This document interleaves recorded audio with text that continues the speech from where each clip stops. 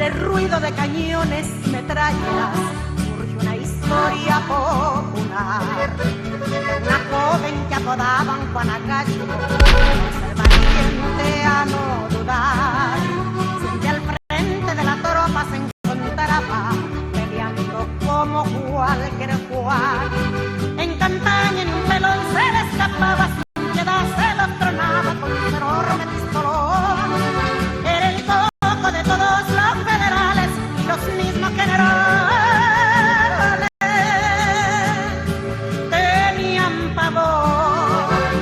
Ábranle que ahí viene Juanacayo, va gritando en su caballo, ¡viva la revolución! Para los que son calumniadores, para todos los traidores, trae bien puesto el corazón.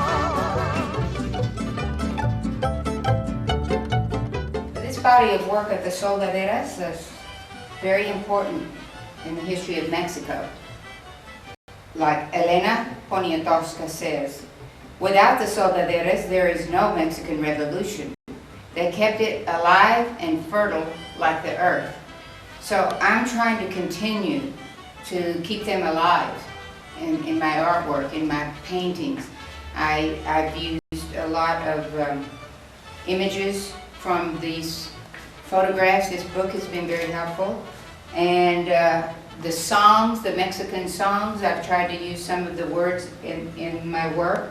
And I've used dirt and from the trails where these battles took place, rocks, all kinds of things impressed into my works so I can keep them alive.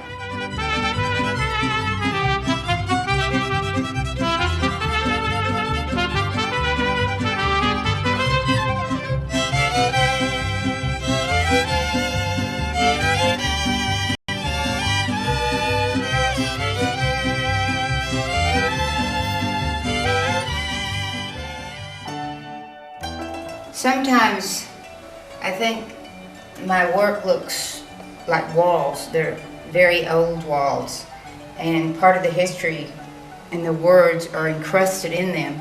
And I like to have these girls are like ghosts, and they appear in the walls, and they've been there forever. Something I always have to do is get back from my work and look at it from a distance, and then see what it looks like when I come. Most of the time the women had no idea where they were going. They just went. There was no plan. They had no idea where they would be the next day, where they would sleep, or what they would eat. This is the most famous photograph and image of the Soldaderas. You see her everywhere, and she's sort of the icon of the revolutionary women. So she's easily recognized, but I want to present her in a different way. So that's what I'm trying to do here.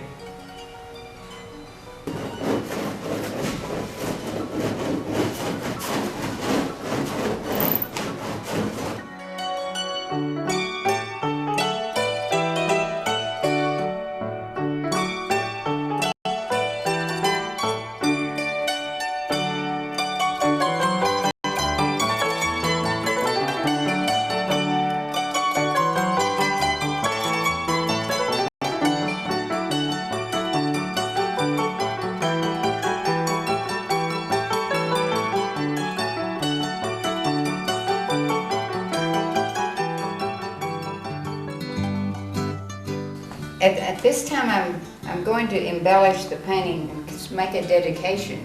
I usually have some words that I start with in my work that inspire me. And this particular painting, if you recall, we burned the image all the way to Zacatecas and passed on this battle path. And I'm going to dedicate this particular painting to General Felipe Angeles.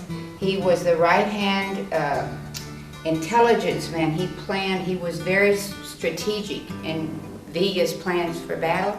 So I'm going to put his name here. And at one point, when Villa won in Zacatecas, there was a telegram that he sent back to Huerta because he had received the same telegram years before on the death of Madero.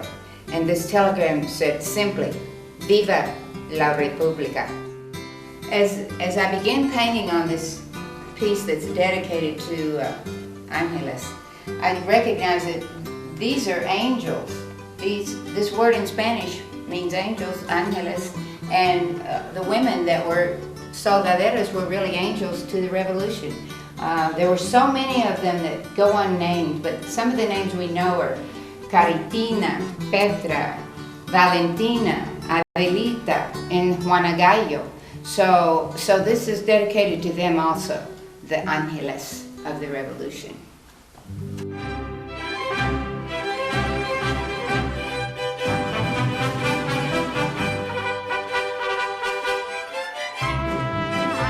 I'm using mainly sepia tones in this body of work because all my references, all the resource, and all the research I've been doing for months, almost a year, all the photographs that I receive are all done in sepia, black and white, because there was no color film in those days, so I keep reverting back to these colors.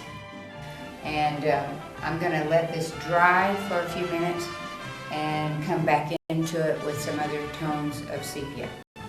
The technique I'm going to use now is a very old, ancient actually, technique. It was used by the Egyptians in their sarcophagus. It's a wax technique that you use natural waxes, and then you add something that hardens them, like a varnish, carnauba, and then you add your color by, you take a pigment and you add the color. You can use oil paint or you can use powdered pigments, which is what I have here, is powdered pigments. So I'm going to put one layer of this, and then I'll show you how to make it move on the canvas. So there's no way to tell. There is not just one kind of woman that fought in this revolution. If you could see the amount of heavy equipment they carried, sometimes up to 50 kilos. They carried pots and pans, babies, matates, the corn grinders. They carried everything on their backs, and few of them had horses or burros. Most of them walked. But they're a brave group of women. I think what I'm working on, since I work in layers, I mentioned that before. I work one layer on top of another, on top of another, and it's the same as history. There's layers of history and layers of history that build on one another, and this is about my third or fourth layer on this painting, and I feel like I've on this last part that I put on, I need to join some of it. It's a little bit scattered, and it bothers me. It's a little busy, but only I have to get back from it to tell that, and so that's what I do.